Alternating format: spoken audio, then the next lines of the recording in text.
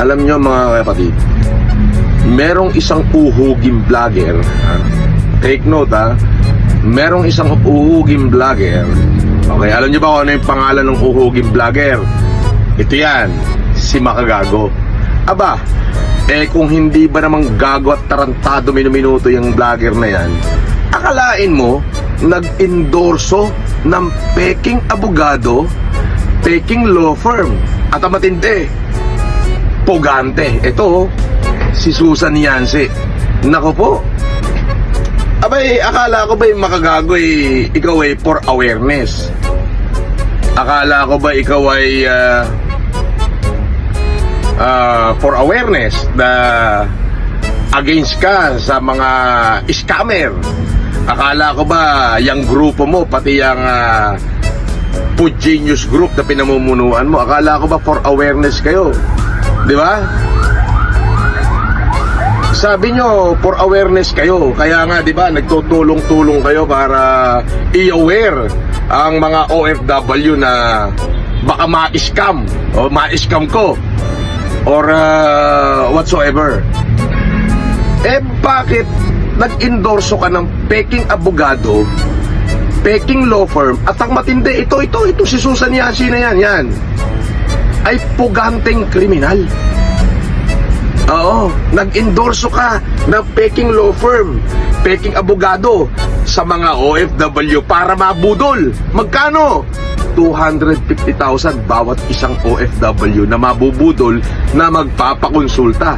Aba, ang daming na-scam ng tartado nga. Ito nga, hirap na hirap ako hanapin sa akin nga yung 2 warrant ayan ang hamon ko sa'yo, uhuging vlogger. For awareness ka pang nalalaman, tarantado kami no minuto, Makagago. Mag-i-endorso ka rin lang ng peking abogado, pinagmalaki mo pa, best lawyer mo. The best lawyer you have, peke pala. At the same time, puganting kriminal. 2 warrant to pares. Abay, tarantado pala talaga tong uhuging vlogger na to no? Putik, for awareness ba ika nyo? Bakit nag-endorso ka ng peking abogado, peking law firm, at ang dami nabubudol At ang matindi pa rito sa tarantadong uhuging vlogger na to, abay, kinall out siya nung isang nabiktima nung Susan Yancy.